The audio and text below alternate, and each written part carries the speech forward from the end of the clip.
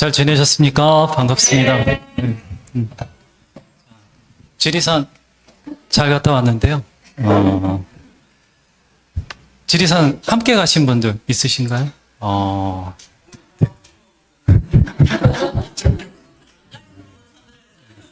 예, 좋습니다. 좀 편이 달라졌네. 아, 그래요? 지리산 참 좋았는데 여러분들도 다 좋으셨나 모르겠어요. 아직도 저는 힘이 안 돌아와서요. 목소리가 비실비실합니다. 그 키로수 재봤더니 하나도 안 빠졌어요. 그 지리산에서 하도 여러분들이 잘 먹여주셔가지고 살은 하나도 안 빠졌습니다. 빠져야 되는데.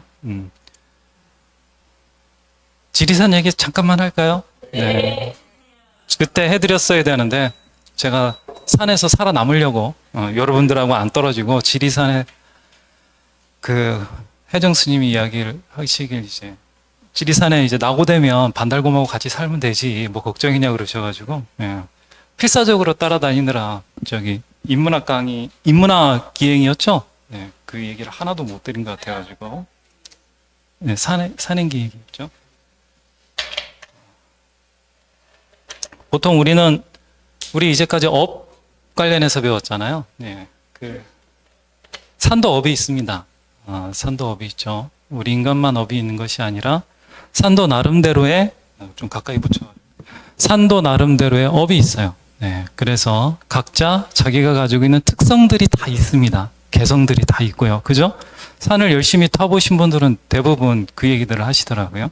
크게 산은 모양새로 따지자면 뭐 꼭 그런 건 아니지만 그 인간으로 치면 남자, 여자 뭐 이렇게 갈라지듯이 산도 크게는 특성이 두 가지로 갈라져요. 네. 하나는 바위가 무렁차고요. 거칠고요. 네. 아주 기백이 남다른 산들이 있습니다. 저는 그런 산 중에서 가장 인상 깊게 다녀본 산 중에 하나가 올출산이에요. 네, 올출산. 정말 강하죠? 올출산 같은 걸 골산이라고 부르죠. 뼈골자. 뼈처럼 강한 바위들이 아주 중심을 잡고 있는 산. 예. 반대로 포근하고요. 예. 아늑하고요. 뼈처럼 이렇게 아주 북한산이나 올출산처럼 바위가 막 나를 봐라 하고 이렇게 막 뿜어져 나오지 않고 아주 차분하게 흙으로 만만하게 그려지는 어머니 같은 산들이 있어요. 예, 그걸 육산. 예. 하나는 뼈죠. 뼈가 튀어나오죠. 뼈를 감고 있는 건 살이죠. 그래서 부드러운 살처럼 이렇게 산이 형성되었다. 그래서 육산이라고 부릅니다. 육산에 있어가지고 가장 롤 모델이다 싶은 산이 바로 지리산이에요. 지리산. 지리산입니다. 그래서 지리산 갔다 왔는데 사실 어떤 산이든 바위가 있고 흙이 있고 똑같죠. 그렇지만 지리산은 바로 육산 중에서도 육산이라고 불리울 정도로 포근한 산이에요. 그래서 육산은 대부분 산신령이 어느 분이세요? 남산신령, 여산신령 많이 따지죠. 육산의 특징이 도드라진 산일수록 여산신령이 많이 계시는데 그 중에서 여산신령이 계시는 대표적인 산이 지리산입니다. 지리산은 그래서 굉장히 너그럽고 많은 걸 품어주는 산으로 유명해요. 조선시대 택리지, 이중환이 지은 택리지에도 이런 이야기가 나오죠. 지리산은 정말로 풍족한 산이다. 가면 많은 열매, 뭐 농사를 지어도 그렇고 열매도 그렇고 거기는 힘들이지 않고도 많은 것을 얻을 수 있는 풍족한 산이다. 부유한 산을 보고 싶으면 지리산에 가면 된다. 이렇게 얘기할 정도로 지리산은 굉장히 아주 육산 중에 육산이라고 부를 수 있는 곳입니다. 그러니까 사람으로 치자면 본성이 남자 여자로 갈린다고 한다면 산은 골산, 육산. 가야산도 사실은 골산에 가까워요. 그죠? 화염 형태로 막 솟구치고 있는 산이니까요. 자, 그래서 산도 나름대로의 성질, 본성을 이렇게 가지고 있습니다. 근데 이 산이라고 하는 곳을 산 혼자 이렇게 유지하고 있는 곳은 아니죠. 산에는 누가 사나요? 동물도 살고, 또 산에는 산만 있는 것이 아니라 그 안에 또 뭐가 흐르나요? 물이 흐르죠. 물이 흐르고 특히 누가 옵니까? 우리 인간의 입장에서는 산은 멀고도 가까운 그런 존재라 늘 인간은 어디로 향하게 되어 있어요? 산으로 향하게 되어 있습니다. 그래서 이 산이라고 하는 것은요, 그냥 산 자체로 존재하는 것이 아니고 늘 인간과 혹은 짐승과 이런 자연과 늘 관계를 맺으면서 세월을 함께 해왔어요. 그래서 이 육산이라고 하는 지리산도 세월에 따라서 인간과 관계를 맺어오면서, 관계를 맺어왔다는 게 불교식으로 이야기하자면 인연을 맺어왔다는 말이 되겠죠? 인연을 맺어오면서 시대마다 옷을 많이 갈아입었습니다. 갈아입는 게 아니라 그 시대마다 그 인연에 따른 옷을 입어왔어요. 그리고 시대가 지나가면 옷을 벗는 것이 아니고 그 옷 위에 그 시대가 또 나에게 주는 그러한 옷을 덮여가지고 녹여가지고 하나로 만들어 왔어요. 산의 특징은요, 지리산만 그런 건 아니지만 산의 특징은요, 받아들이는 특징이 있어요. 누가 어떤 존재가 와도 이 산은 받아들이죠. 나쁜 사람이 와도 악한 사람이 와도 산은 받아들입니다. 곰이 와도 받아들이고 토끼가 와도 받아들이고요. 그죠? 산은요, 무조건 받아들이는 특징이 하나가 있어요. 또 하나는 특징이 있어요. 예. 이걸 좀 당이라고 표현을 하긴 했는데, 산은 어때요? 누가 때리면 반격합니까? 그냥 당합니까? 당하는 특징이 있어요. 워낙 잘 받아들이다 보니까 인간이 와가지고 벌목을 하든 곰이 와가지고 뭘 뜯어먹든 산불이 나든 곤충이 휩쓸고 다니든 산은 받아들이기만 해요. 아니, 당하기만 하는 그런 특징이 하나가 있습니다. 또 하나의 특징이 있는데요. 자기가 가지고 있는 모든 것을 어떻게 해요? 예, 베풀어주는 특징이 있어요. 어떤 산이든 이 세 가지 특징을 다 가지고 있습니다. 예. 이게 산이 가지고 있는 가장 중요한 특징 세 가지예요. 반면에 절대 없는 것들이 있어요. 두 가지가 없어요. 뭐가 없을까요? 산은요, 자기가 만들어냈다고 해서 내 거야라고 하지 않고 움켜쥐지 않아요. 늘 필요한 사람이 가져가겠다고 하면 다 줍니다. 움켜쥐지 않는 특징이 있고요. 첫 번째는 움켜쥐지 않는다. 두 번째는 어떤 특징이 있을까요? 경쟁하지 않는 특징이 있어요. 무엇과 다투지 않습니다. 네. 그래서 봄이 오면 봄이 오는 대로, 여름이 오면 여름이 오는 대로, 거기에 순응하면서 산에 계절이라고 하는 옷을 갈아입을 뿐이지 다른 산과 다툼을 하고 여기에 들어오는 나의 존재, 산이 품고 있는 여러 가지 존재와 이건 내 거야 하고 다투는 법이 없이 다 베풉니다. 그래서 산은 내 거야 라고 해가지고 움켜쥐지 않는 특징이 있고, 가지지 않죠. 가지지 않고 또 경쟁하지 않는 것, 남하고 다투지 않아요. 남하고 경쟁하지 않고 남하고 다투지 않는 그런 두 가지 특징을 가지고 있는 것이 바로 산이 가지고 있는 본질입니다. 네. 불교에서 보는 산은 이런 거예요. 그래서 이 두 가지 특징으로 산은 누구하고요? 인간의 입장에선 인간하고 관계를 맺어왔어요. 지리산은 특히 그런 관계를 맺어오면서 여러 가지 옷을 시대마다 녹여입고 녹여입어가지고 걸치고 걸쳐왔어요. 처음에 입은 옷은 어떤 옷일까요? 우리가 갔을 때 우리나라 산은 좀 특이한 것이 맨 위에 가장 처음 입은 옷이 어떤 옷이냐면요. 지리산은 성스러운 어머니의 옷을 먼저 걸쳐 입습니다. 노고단도 마치 비슷하죠. 천왕봉에 가면은 누구 상이 있습니까? 예, 성모상이 있어요. 성스러운 어머니. 어머니는 내 안에 있는 자식들을 어떻게 해요? 예, 못난 놈이건 잘난 놈이건 이쁘건 말썽쟁이건 어쨌건 어떻게 해요? 다 품어주죠. 예. 가리지 않고 차별하지 않고 다 품는 것. 이걸 불교에서 뭐라고 부르나요? 예. 차별 없는 자비라서 대자를 붙여요. 모든 걸 다 품는. 이 옷을 처음 입고 있는 그런 것이 바로 지리산의 가장 최초의 옷이었어요. 우리 한국 사람들은 지리산을 만날 때 성모라고 하는 신앙 속에서 이런 대자비, 어머니의 사랑을 맨 처음 지리산과 만나면서 같이 인연 지어지게 됩니다. 시대가 지나면서 어떤 옷을 또 입게 될까요? 신라 삼국으로 딱 갈라지게 되죠. 우리나라의. 그러면서 지리산도 딱 삼국의 가장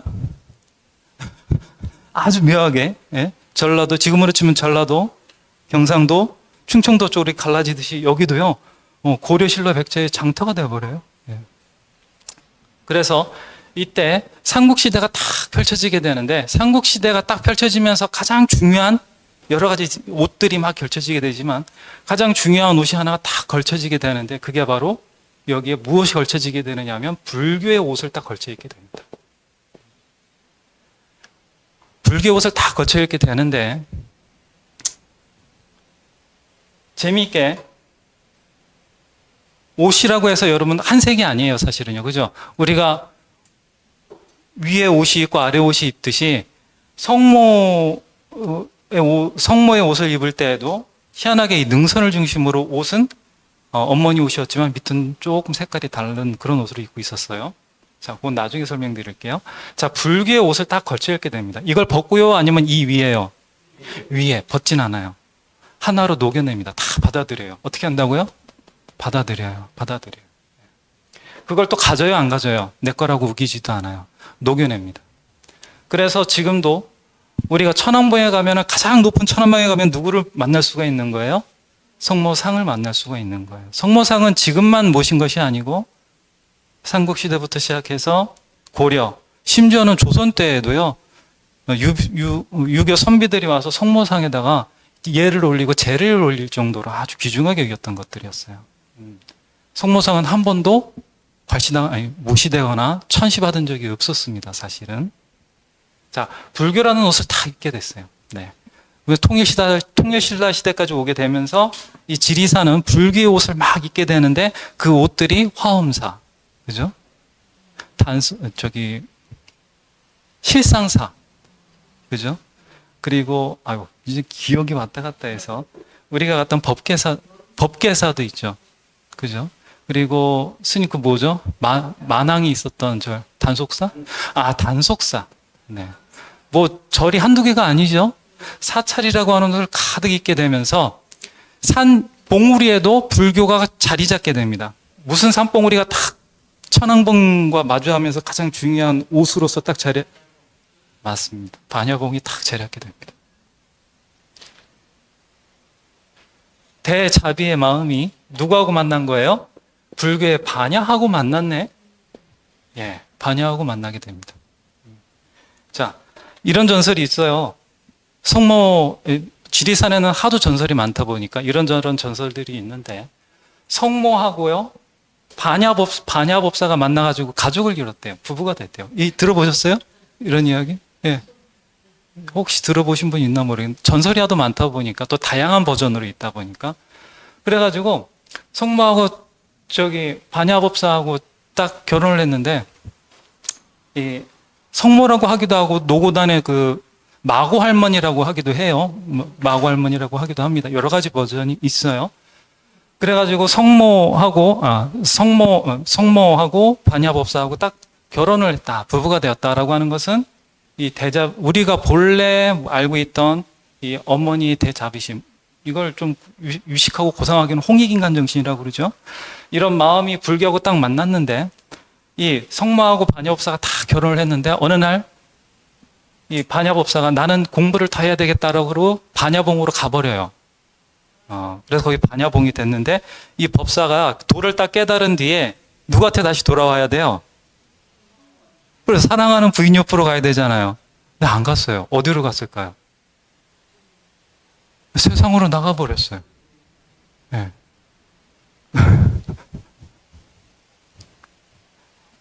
성모 입장에서 황당해요? 황당하지 않아요? 황당하죠. 그래가지고 나무껍질로 옷을 해가지고 걸어놨대요. 법사님 이 나무껍질 보고 어서 오라고.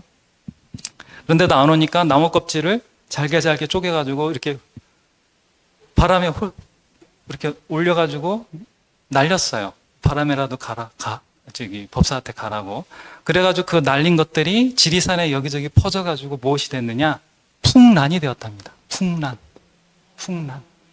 혹시 풍란 보신 분이 있을 거예요. 지리산 많이 다니신 분은.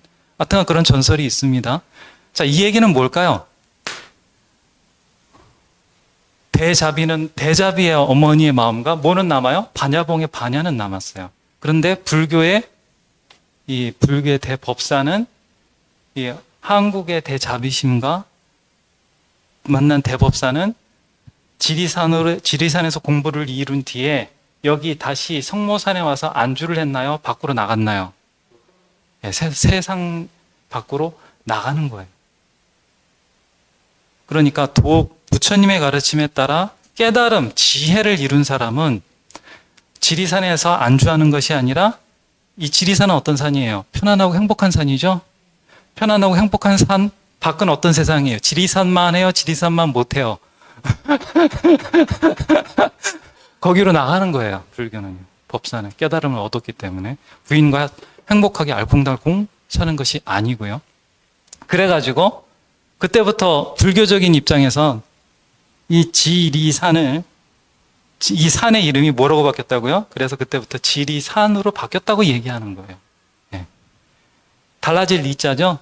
그래서 이 성모가 남아있고 반야가 남아있기 때문에 지리산에 오는 사람은 성모의 풍부하고 포근하고 그런 대자비심 속에서 반야, 지혜를 만나서 이 산을 둘레둘레 돌다가 어떻게 돼요? 지혜가 있는 사람으로 바뀌게 되는 산이다. 그래서 지리산이 됐다 그래요, 이름이. 네. 혹은 똑같은 의미로요. 문수사리보살이죠. 문수사리보살.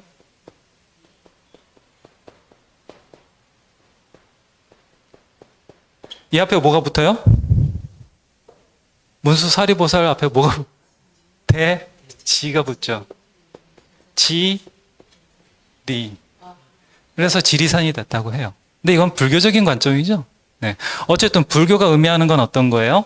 한국의 본래의 한국인들의 정서 속에 깊이 박혀 있던 이런 성모의 대자비심의 마음이 불교와 만나서 정말 아름답고 이상적인 형태의 모습으로 구현이 되었다. 반야가 어디에 펼쳐진 거예요? 부처님의 이런 대자비와 반야가 함께하는 세상이 지리산이라고 하는 형태로 구현됐다고 본 거예요. 이게 불교의 옷을 입은 지리산인 겁니다. 자, 그 다음 불교가 이제 불교의 옷이 깊이 한참 동안 입혀지게 되는데 고려시대가 딱 오게 돼요. 고려시대가 오게 되면 이 옷이 살짝 색깔이 바뀌게 됩니다. 이 지리산이 불교가 있는 것이 아니라 고려가 되면 고려가 오게 되면 불교가 멀쩡하지 못했죠. 멀쩡하지 못하다가 우리 송광사 스님의 입장에서는 누가 딱 등장하게 되나요? 보조 진울 스님이 등장함으로 지리산 상무주함에 오시게 되거든요. 거기서 깨달음을 얻어가지고 고려불교를 새롭게 세우게 되시고요. 또 지리산은 뭐하고 또 연결이 되느냐 하면 몽고군들이 쳐들어와가지고 초조대장경을 모조리 불살라버리는 일이 생깁니다. 그래서 고려대장경이라고 하는 새로운 경전을 이렇게 판각하게 되거든요. 그때 지리산에 있던 나무들을 많이 가져가가지고 만들었다고 하는 이야기도 있어요. 어쨌든 지리산은 고려시대에 여러 가지 험난한 세상 속에서 이 능선을 기준으로 사람들이 많이 피난을 오게 돼요. 네. 그러면서 화엄사 같은 경우는 몽고와의 항쟁 속에서 불타 없어집니다. 그런 아픈 시절을 다 겪게 돼요. 자, 그렇게 고려의 불교가 불교의 옷을 참 오랫동안 입어왔죠. 네. 삼국시대부터 통일신라 시대부터 고려까지 불교의 옷을 입다가 어느 시대가 딱 돼버리나요? 예, 조선시대. 그때는 어떤 옷을 그 위에 또 싹 입게 될까요?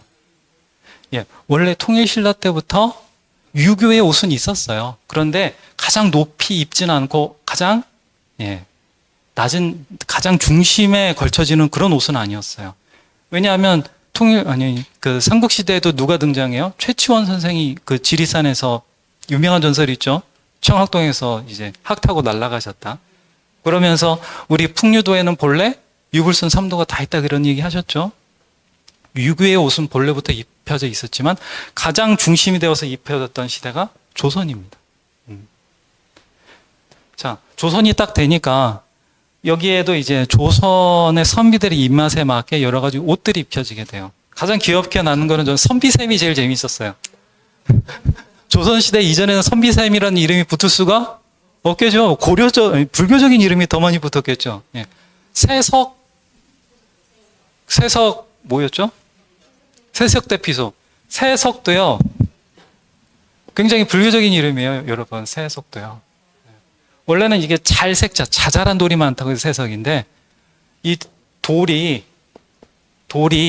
번뇌, 인간을 괴롭히는 번뇌, 색은 씻을 새자. 그래서 돌을 씻는다. 즉, 인간의 고통을 씻어주는 그러한 곳이다. 그래서 수행터로서도 굉장히 유명했던 장소였다고 해요, 세석이. 예. 그리고, 샘터 중에 선비샘도 있지만, 자꾸 저 이름을 까먹어가지고 적어놨어요. 임걸령샘. 의적. 예. 임꺽정하고 굉장히 비슷하죠? 네. 조선의 선비들이 와가지고, 이때부터 이 지리산은요, 풍류와 성찰과 그런 산의 옷을 입게 됩니다. 그러면서 위로부터는 그런 고상한 옷을 입게 되지만 밑은 어때요? 임난을 당하고 경술이 벌어지고 하면서 굉장히 고통스럽고 힘든 위아래가 좀 색깔이 다른 시대가 계속 지속이 되게 됩니다. 이런 다양한 옷을 입고 오게 되다가 조선이 끝나게 되고 이제 우리 민족의 아주 비극적인 시대가 계속 열리게 되죠. 그 중에 가장 비극이 뭐예요? 지리산에 있어서는요. 그렇죠. 정말 가슴 아픈 옷이 걸쳐지게 됩니다. 불교와 유교의 옷은 그래도 참 아름답고 멋있는 그러한 문양이 많이 들어간 옷이었어요. 그런 옷 위에 근현대사에서는 이제 말씀하신 유교 동족 산장의 역사 속에서 붉은색 옷이라고 불러도 무방할 정도로 아주 가슴 아픈 옷을 덧입게 됩니다. 본래 이 유교 이전에는요, 이 능선을 기점으로 대부분 지리산이라고 하면 이 아래쪽에서 난리가 났거든요. 대부분 군대들이 싸워도 이 위까지는 올라와서 싸움을 안 했어요. 그렇잖아요. 능선까지 올라와서 누가 싸워요? 아래에서 싸움을 벌였다고요. 그런 이 능선을 위로 대부분은 피난을 온 그 백성들이나 이런 사람들이 이 위에서는 좀 능선 아래쪽에서는 계단식 논을 가꾸거나 아주 더 높은 곳에서는 화전을 했어요. 왜냐하면 여기 뭐 농사를 짓기가 힘들니까. 화전은 굉장히 쉬운 농사법입니다. 불만 지르면 뭐가 돼요? 온 사방이 농지로 변하게 되고 그 재가 무슨 역할을 해줘요? 비료 역할을 해주기 때문에 거저먹기라고요. 네. 그런데 우리가 빨치산이라고 부르고 막 그런 6.25 때 난리가 나게 된 때는 이거 가립니까? 안 가립니까? 안 가려요. 네. 지리산 전체가 고통을 받았습니다. 그래서 뭐 스님들도 그렇고 많은 분들이 여기에 와가지고 뭘 하나요? 위령제 같은 거 많이 지내고 그러죠. 네. 이게 정상화가 된 것이 1967년인지 9년인지 모르겠어요. 잘 기억이 안 나는데 이때 지리산이 국립공원으로 지정되면서 그때부터 이 환경이 보호받고 또 원래 지리산이 가지고 있던 아름다움과 또 우리가 바람직하게 인연지어져야 될 모습으로 바뀌기 시작한 거예요. 환극연대 여러분들이 하고 있는 그 역할이 바로 이런 거죠. 지리산이 우리 인간과 어떻게 하면 가장 바람직한 관계 속에서 서로 공존할 수 있을까? 자, 우리가 종주를 했을 때 사실 지리산은요, 어떤 하나의 모습이 아니라 제가 말씀드린 것처럼 어머니의 옷, 불교의 옷, 유교의 옷, 그리고 피비린내 나는 우리 인간의 가장 아픈 상처의 옷도 다 입고 있었고 그걸 숨기지 않고 내 거라고 하지 않고 움켜쥐지 않고 우리한테 사실은 다 보여줬어요.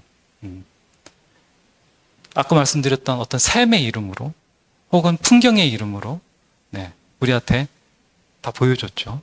종주를 할 때 처음에는 스님 같은 경우겠죠.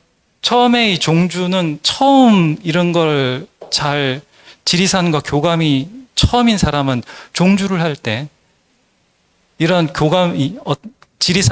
지리산을 종주할 때 사실은 그 종주는 처음부터 지리산 안으로 깊이 들어가기가 힘들죠. 그래서 어떻게 해요? 저 같은 경우는 지리산 종주예요? 생존이에요? 생존이 되는 거예요. 앞뒤를 볼 틈이 없어요. 이건 뭐 무슨 옷을 걸치고 있나 이걸 눈에 안 들어와요. 그러니까 지리산하고 교감이 잘 안 될 수밖에 없어요. 네, 왜냐하면 뭐 앞이 보여야지 교감을 하죠, 그죠? 그렇지만 지리산을 능숙하게 탈 수 있고 지리산을 좀 알아차림하면서 갈 수 있는 그러한 순간이 오게 되면 지리산을 잘 타면 탈수록 지리산과 뭐 할 수 있게 돼요? 교감을 하게 되고, 지리산이 가지고 있는 인연이 말하지 않는 그런 지리산이 소리내로 인간의 말로 말하지 않는 그런 인연의 이야기들이 귀에 들어오게 되고, 지리산이 하는 호흡과 나의 호흡이 하나로 엮여지면서 지리산의 운명이 우리 인간의 운명과 같이 움직였다라고 하는 것을 가슴 깊이 받아들이게 됩니다. 그래서 지리산을 탄다는 것은 단순히 산 하나를 타고 넘는 것이 아니고요. 우리 선비들이 산을 이렇게 타고 다니는 것처럼, 또 스님들이 이 산에 들어가서 반야라는 이름을 짓고 수행을 했던 것처럼, 산과 하나가 된다는 것은 산이 만들어낸 인연과 우리가 지금 만들어내는 인연, 이 관계 속에서 함께, 중요한 거죠. 함께 나아가는 길을 만들어낼 수가 있다는 거예요. 산에 가지 않으면 이걸 만들어낼 수가 없겠죠. 네. 지리산에 가가지고 종주를 할 때 가장 우리가 큰 지리산에서 얻는 가장 큰 선물은 바로 이런 거 아닌가 싶어요. 지리산을 통해서 우리가 어떻게 관계를 맺고 우리 자신의 마음을 지리산에게 줄 수 있는가, 또 지리산이 우리에게 하는 얘기를 어떻게 들을 수 있는가, 그걸 만들어내는 것이 사실은 스님들이 여러분들과 함께 해야 할 그런 길이었는데, 제가 제대로 했다 못했다 살기 바빠가지고 혜정 스님이 저 대신 애써주셨죠. 자, 그래서 이 종주를 하실 때 스님들 조계산 갈 때는 대부분 그렇게 하거든요. 네. 처음에 갈 때는 육체적으로 힘들기 때문에 정신적으로 여유가 없어요. 제대로 볼 수 없어요. 그렇지만 육체적으로 여유를 가지고 산을 타실 때에는 그 산이 우리에게 보여주는 메시지가 여러 가지가 있습니다. 근데 그 메시지는요, 단순히 우리가 보여주세요 하고 보는 것이 아니고요, 내가 아는 만큼, 내가 내 마음을 여는 만큼 보인다는 것. 예, 그걸 좀 말씀드리고 싶었습니다. 네.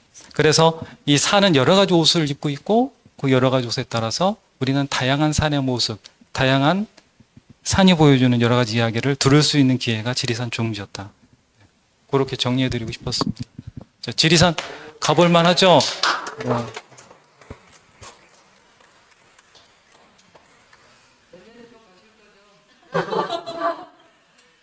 그리고 한 가지 더, 지리산 같이 갔던 분들한테 한 가지 더 드리고 싶은 말씀이 있는데, 스님들이 중간에 출입 금지 표시되어 있는 거 들어갔었거든요. 참 스님들이 반성 많이 하고 참여도 많이 했습니다. 그 지리산과 또 지리산을 열심히 보호해주시는 분들이 계신데, 그거를 저희가 미처 무심코 그거를 깬 것 같아요. 그래서 참 참여를 많이 했고, 또 특히 함께 우리와 해주셨던 여러분들, 지리산 종주 같이 해주셨던 분들한테도 참여 드립니다. 참여 받아주실 건가요? 네, 부디 너그럽게 받아주시고, 네, 저희 그 참여하는 것에 대해서 그 진심 어린 참여다 생각하고 있으니까 여러분들도 너그럽게 받아주셨으면 좋겠습니다. 네, 받아주실 건가요? 네, 감사합니다.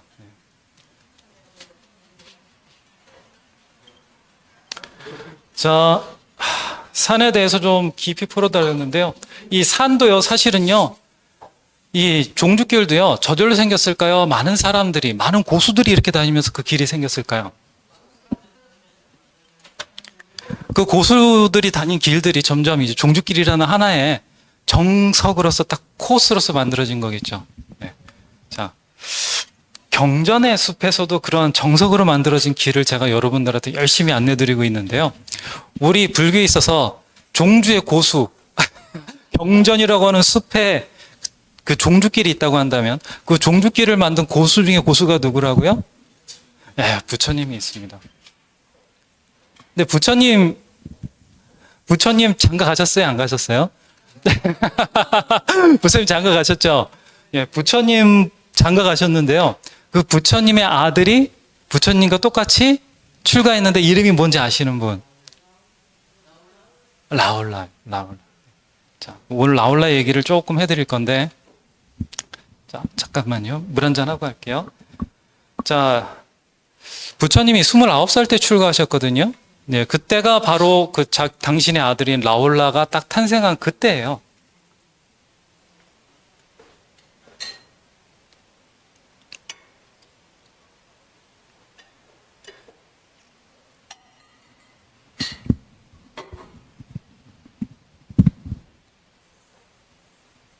라울라는 굉장히 재미있는 인물입니다.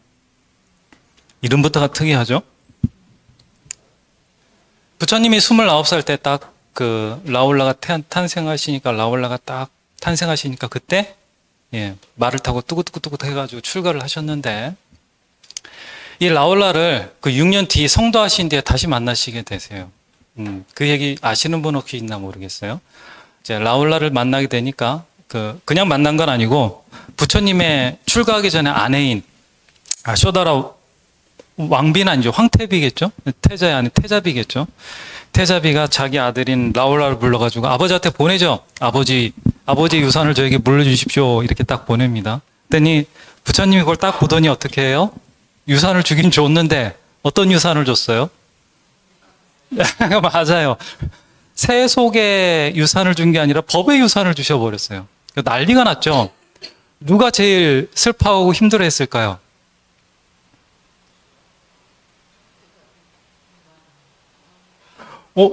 누가, 와, 대단하십니다. 손자 사랑은? 할아버지. 손자, 손녀 사랑 할아버지. 수도당이 헐레벌떡 달려와가지고, 석가모니 부처님 앞에서 꼬꾸라집니다. 꼬꾸라져. 나 마음이 너무 아프다. 이럴 수가 있냐면서 꼬꾸라집니다. 자, 그래가지고, 그때부터 부처님이 쏟다두낭이 그 항의를 듣고서 어린 사람은 출가하기 전에 누구의 허락을 이제 받기로 해요? 어머니나 집안 어른의 허락이 있어야 출가하기로 바뀌게 됩니다. 자, 어쨌든 자, 시다르타 태자가요. 아직 출가하기 전이니까요. 라울라를 이 얘기부터 간단하게 할게요. 왜냐하면 딱 이 얘기하기 좋을 정도의 짜투리 시간이 남아 있으니까. 자, 여러분 혹시 불교에서 라울라가 무슨 의미라고 배우셨나요? 그렇죠. 장애라고 배웠죠.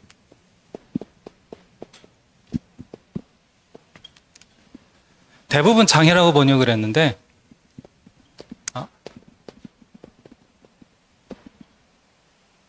한자 안 쓰기로 했는데.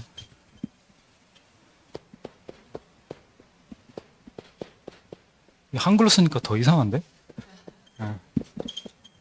장월이라고도 번역되기도 합니다. 네, 장월. 달을 가린다 이런 의미이기도 해요. 자, 보통 우리가 알기로는 부처님께서 딱 출가하기 전에 시다르타 태자였을 때 쇼다라 왕비가 아기를 딱 나니까 라울라 이렇게 하셨다고 그러죠. 네, 아이고 이 장애가 또 하나 생겼네 이런 의미였다고 해요. 그러니까 그 얘기를 딱 전해들은 스토다나 왕이 요 때다 요 장애라고 했으니 아예 그냥 이 순자의 이름을 뭐라고 해버리자? 라울라라고 해버리자 그래가지고 라울라가 됐다. 그런 얘기가 있어요. 근데 이게 진짜일까요? 자기 손자 이름을 자기 손자 이름을 장애라고 짓는 사람이 있을 수 있어요? 사실은 그러기 쉽지 않죠. 네.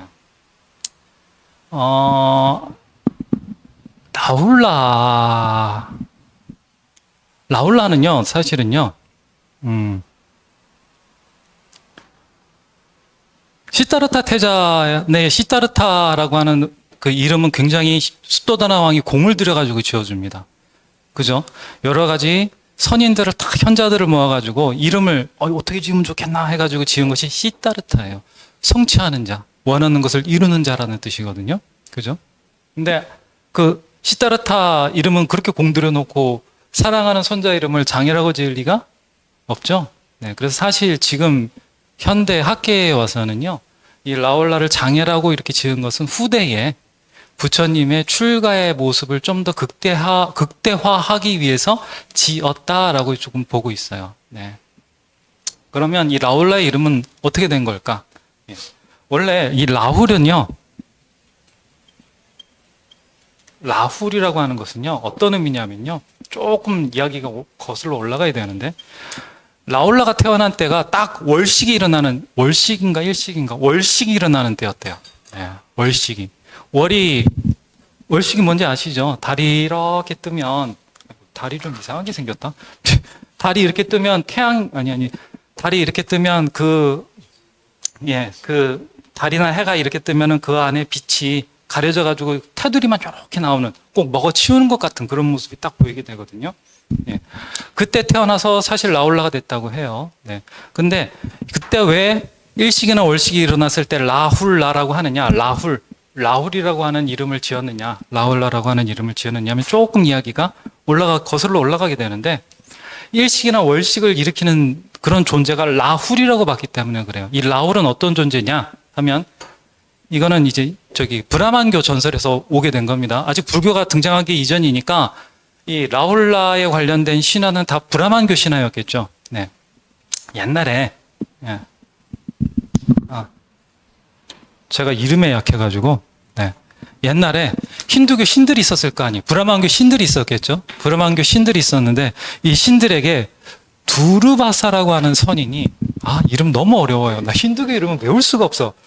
두르바사라고 하는 신이, 예? 딱 화한, 정말 귀하고 훌륭한 화환을 딱 신들에게 선사를 했어요. 그 신들이, 힌두교 신들은 짐승 중에서 뭘 신성시하나요? 소를 신성시하니까 자기들이 기르는 아주 신성한 소한테 이 화환을 딱 씌워줬어요. 근데 이 소가 화환이 마음에 안 들었던지 하고 탁 떨고 그 발로 자근자근 밟은 거예요. 그러니까 이 화환이 어떻게 되겠어요? 예. 근데 이건 보통 화환이 아니었어요. 이 선인이, 두르바사라고 하는 선인이 신들에게 선물하기 위해 가지고 가진 정성을 들였던 그런 화환이었단 말이에요. 그랬더니 이 두르바사가 화가 나요, 안 나요? 화가 나요. 화가 너무 나가지고, 아니, 내가 준 화환을 지들이 쓰든지 하지. 누구한테 머리에 씌워? 소 머리에 씌워가지고 이 사단을 내 해가지고 신들이 가지고 있던 어떤 힘과 공덕을 약화시켜버리는 저주를 걸어버려요. 그러니까 이 신들이 힘이 어때요? 예, 약해지기 시작하는 거예요. 모든 신들의 힘이 약해지기 시작하는데, 이 신은 그냥 신이 아니라 이 신과 반대되는 세력이 있었어요. 누구요? 아수라. 많이 들어본 거죠? 예. 여기는 대바라고 불리우는 신들이었어요. 자, 그냥 참고 삼아 들으십시오. 재미있어. 이 다 신들이니까 둘 다 힘이 약해지는데, 누구 힘이 더 약해졌느냐면 이 대바라고 하는 선한 쪽의 신들이 더 힘이 약해진 거예요. 둘이 싸움이 붙었나요? 치고받고 했는데 누가 이겨버렸어요? 수라가 이겨버렸어요. 자, 그래서 큰일 난 거예요. 그래가지고, 비슈뉴다, 맞다. 이 비슈뉴 많이 들어보셨죠? 예, 인도 한 번이라도 여행 가신 분들은 비슈뉴 들어보셨을 겁니다. 이 비슈뉴 신이,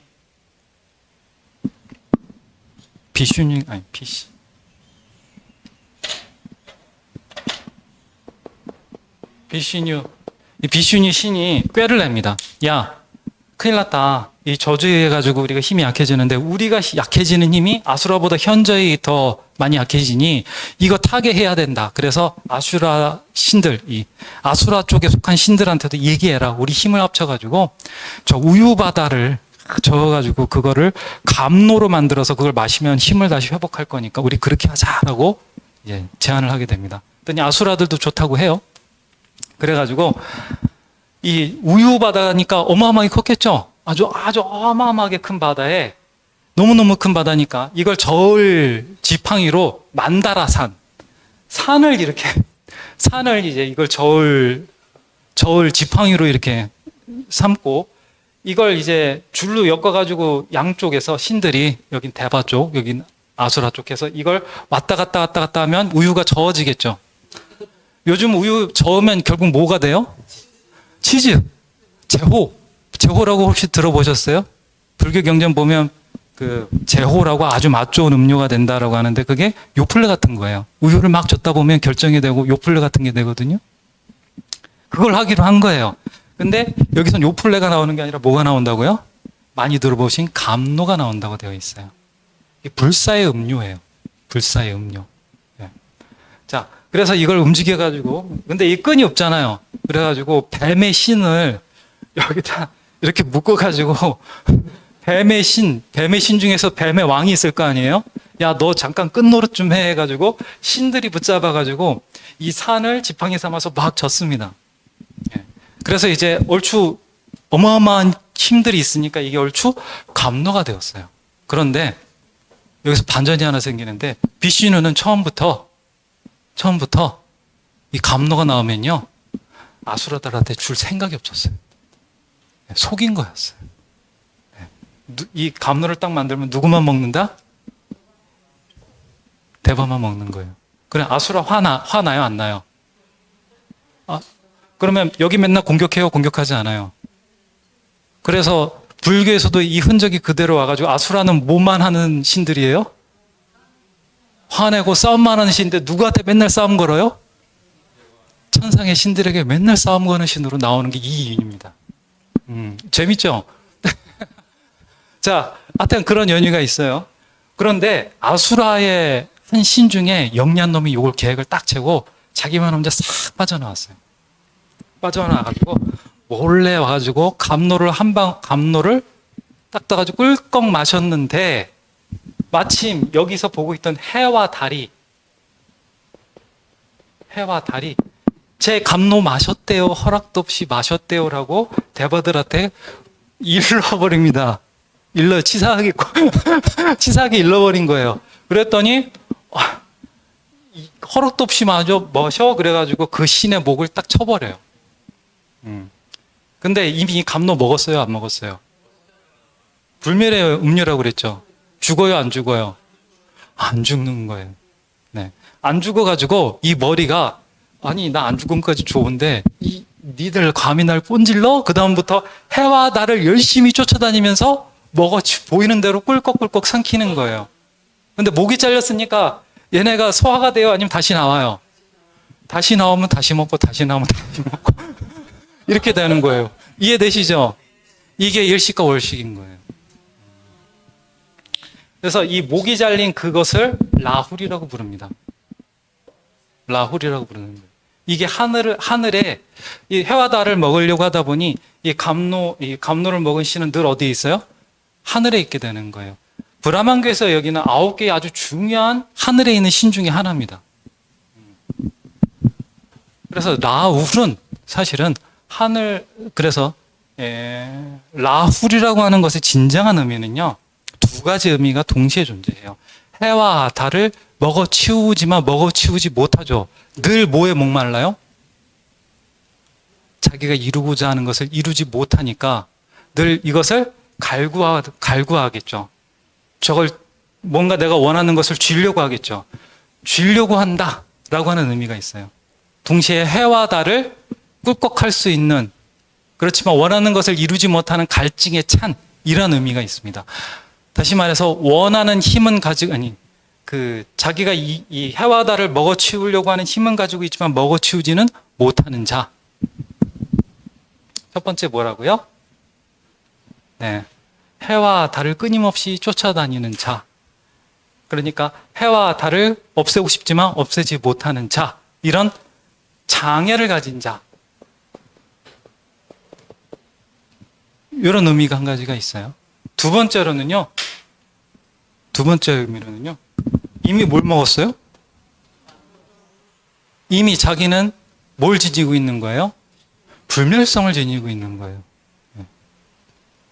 그러니까 이 감로를 먹은 라훌은 해와 달을 능히 사라지게도 할 수 있고 나타나게도 할 수 있는 전능한 힘을 가진 것으로도 표현되어집니다. 그러자면 이 장애가 있어요, 없어요? 이 신은요, 장애가 없는 것도 동시에 가지고 있어요. 모순된 힘을 동시에 가지고 있습니다.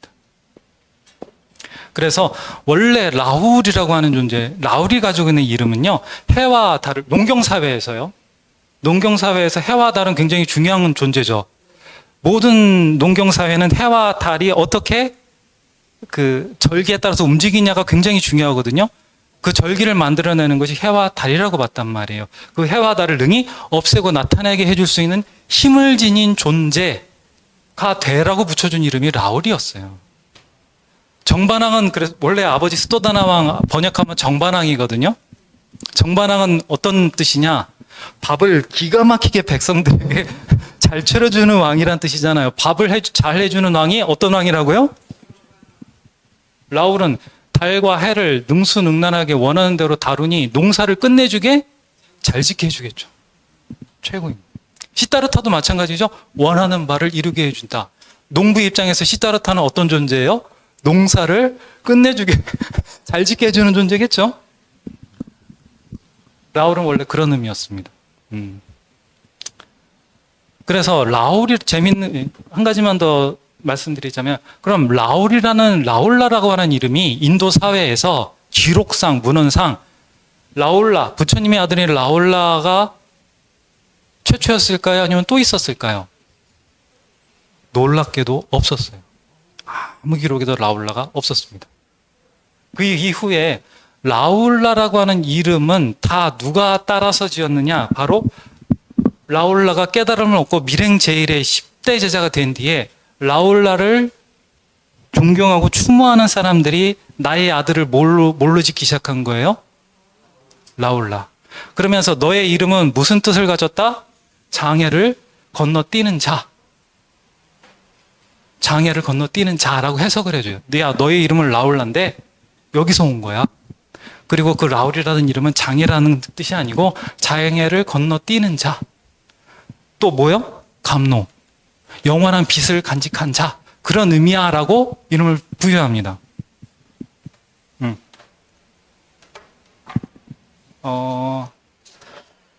그래서요, 한참 뒤에 중간학파 스님 중에 아주 훌륭한 스님이 계시는데 그 스님의 이름도 라훌라 바드라라고 해요. 그 스님의 이름도 뭐라고요? 라훌라 바드르. 그럼 그 스님의 이름은 누구라고요? 여기서 온 거예요. 그래서 인도에 있는 모든 라훌라의 이름의 시초는 어디라고요? 부처님의 아들에서부터 시작되었다. 재밌죠? 네. 자, 그래서 라훌라라고 하는 이름을 볼 때요, 우리는 부처님이 아들 태어났으니 이제 끝났구나 라고 생각할 수 있는데 사실은 그렇지 않다. 라울라라고 하는 이름에 담긴 뜻은 사실은 장애도 되지만 그 반대의 의미도 있었다. 두 번째, 아들이 태어난 것이 나의 출가를 방해한다라고 하는 것이 우리는 생각하죠. 사실은 부처님이 아들 낳고 도망갔어. 이 자비심을 얘기하시는 부처님이 이럴 수가 있나 이렇게 생각하지만 당시 인도 사회는 지금과는 좀 달랐어요. 출가를 하려면요, 내가 크샤트리아 귀족 계급이에요. 출가를 하고 싶어요. 수행자의 삶을 살고 싶어요. 그럼 나는 반드시 뭘 해야 될까요? 맞습니다. 조선시대에 아들 못 낳으면 어떻게 돼요? 아들 손흥사선 비슷한 거예요. 당대 인도에서는요, 자기 가문에 뒤를 계승할 자식을 낳는 것이 사회적, 법적 책임이었어요. 도덕적 의무이자 법적 책임이었어요. 도덕적은 물론이고 법적 책임이었어요. 그러니까 출가하고 싶으면 뭘 낳아야 되는 거예요? 아들을 낳아야 되는 거예요. 부처님은 아들을 낳았으면 출가할 수가 있었을까요? 없었을까요? 아들을 안 낳고 나 가문이 어떻게 되든 난 몰라 하고 딱 가버렸다? 사회적으로 지탄을 무지하게 받는 그런 시대였어요. 당시는요, 크샤트리아나 바라문에서는요, 자기의 삶의 궤적이 정확하게 사회적 규범으로 정해져 있었습니다. 범행기라고 공부를 배우는 시기가 있었어요. 25세까지. 당시 인도 사회는 100세를 기준으로 이걸 나눠놨거든요. 가죽이라고 해가지고 집을 다스립니다. 자기 50세까지 열심히 가문을 일으키고 열심히 일을 해가지고 훌륭한 가문으로 만들고 가족을 잘 보호하고 한단 말이에요. 네. 그 다음 이때 뭐 해야 돼요? 아들을 낳아야 돼요. 아들. 그래, 그 다음에 임석이 자기의 삶을 정리하기 위해서 숲으로 들어가는 시기가 딱 다가오는데 아들을 낳아야지 이 가주의 책임을 내려놓고 갈 수가 있단 말이에요. 아들이 없으면 출가할 수가 없다. 임석이 다음에 유행기입니다. 모든 걸 버리고 이름이라든가 권리라든가 자기의 과거의 생을 다 버리고 수행자로서 떠돌아다니면서 탁바람에서 다니는 유행기에 들어가게 돼요. 그러면 석가모니 부처님이 아들을 낳는 그 순간 부처님은 출가의 길이 열린 걸까요? 닫힌 걸까요? 열린 건 거예요. 그래서 학자들이 라울라 출가 못하겠구나 라고 하는 사실에 반대하는 이유가 여기 있는 겁니다. 논리적으로 안 맞으니까. 부처님은 단지 부처님의 출가가 놀라운 점은 좀 건너뛰었어요. 뭘 건너뛰었어요? 임석의 가죽을 건너뛰고 그냥 이렇게 가버렸기 때문에 좀 놀라운 거지. 뭘 했다? 최소한의 당시 인도 사회가 인정할 만한 아들을 낳아주는 최소한의 규칙은 지키고 출가하신 거다. 그래서 라울라는 진짜 장이었을까요? 아니면 출가를 도와주는 존재였을까요? 도와주는 존재였어요. 이 부분 이해하시죠? 그래서 우리가 이제까지 사실 들어온 부처님이 라울라를 탄식하는 것은 아버지로서 자기만 이렇게 위하는 그런 것이 아니라 후대에 출가를 좀 더 극적으로 만들기 위해서 만들어진 장치다 이렇게 보시는 것이 더 합리적인 겁니다. 부처님이 출가할 결심은 이미 어디 때 완성됐어요? 삶은 유관상에서 완성됐어요. 네. 아들이 태어나고 안 태어나고는 사실은 여기 별로 큰 영향을 못 미친다고요. 자, 조금 쉬었다가요. 이 라울라 얘기로 해가지고 조금 더 여러분한테 드리고 싶은 이야기 좀 하도록 해보겠습니다. 좀 쉬시도록 할게요.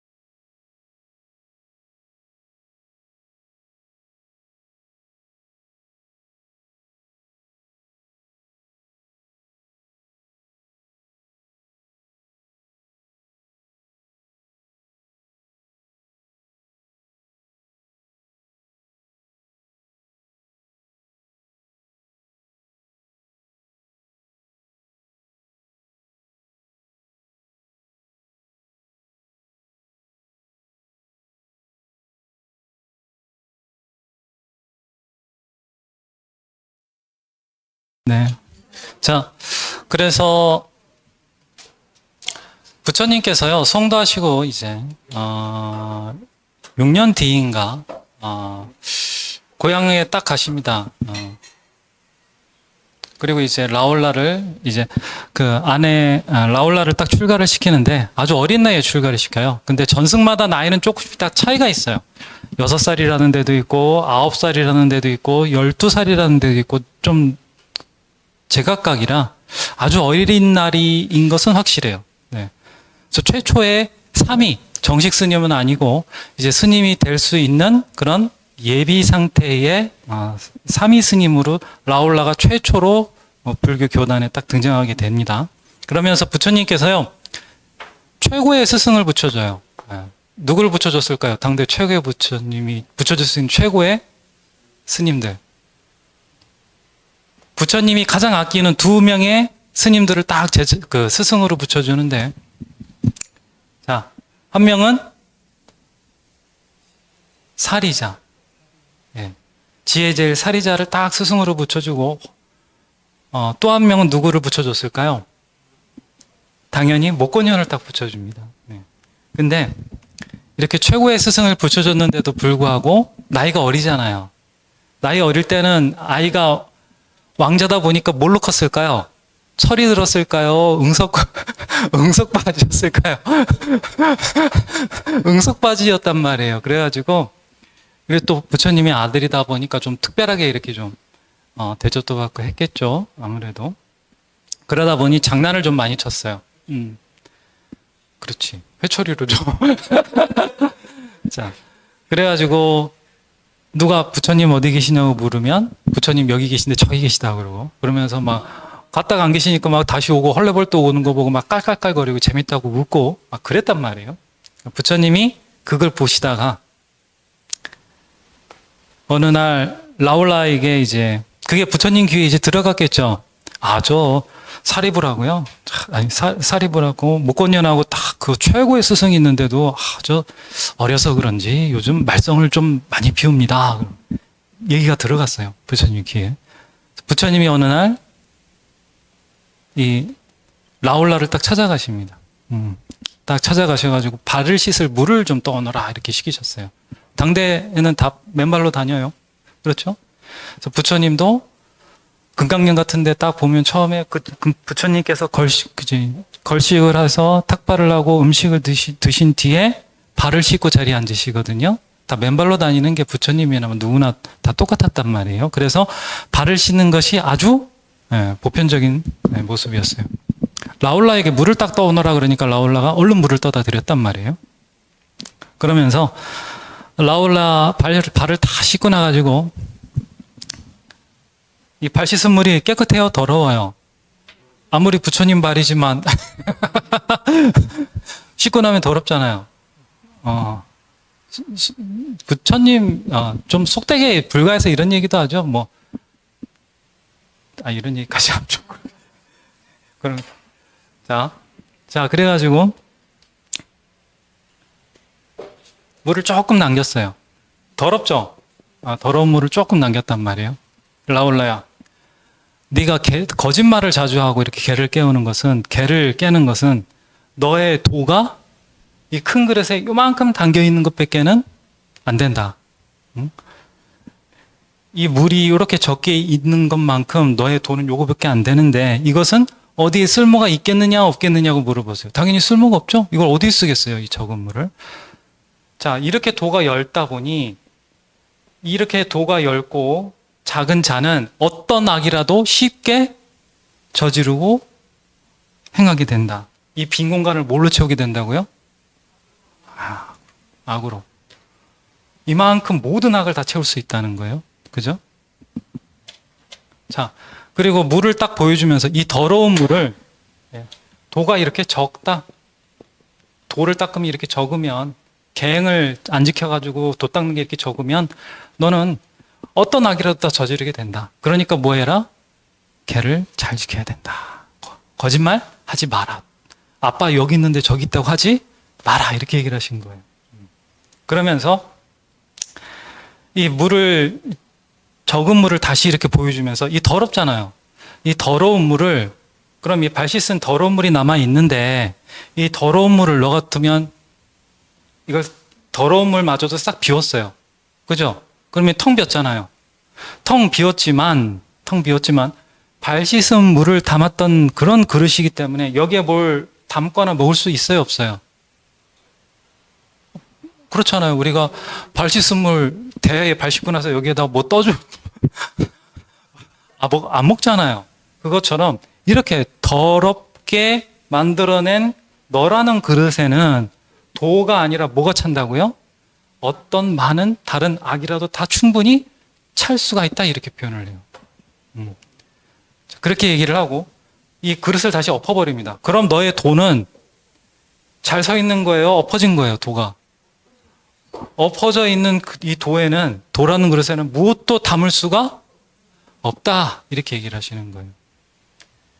그리고 다시 이걸 이렇게 세워보세요. 세워 보이시면서 엎어진 그릇에 아무것도 담을 데 없듯이 이것도 마찬가지죠. 이걸 바로 세운들 여기에도 똑같이 담을 수가 없다. 여기에 뭐만 담긴다는 거예요? 악만 담길 수 있다. 도도 좁고 이 텅 비고 엎어지고 바로 세우고 이런 모습에 있어서 너의 모습은 다 하나도 도를 닮을 수 있는 형태가 못 된다, 이렇게 얘기를 하시는 거예요. 그러시면서 부처님이 뭐라 얘기하시느냐 하면 코끼리 비유를 한번 더 들어 주십니다. 라울라가 이해 못할까 봐, 어리니까.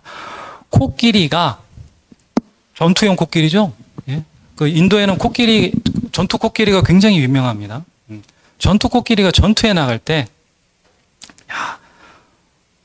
꼬리도 쓰고 발도 쓰고 옆구리도 밀고 이렇게 전쟁 중에 자기 온몸을 다 사용하더라도 호만은 귀하게 여긴다.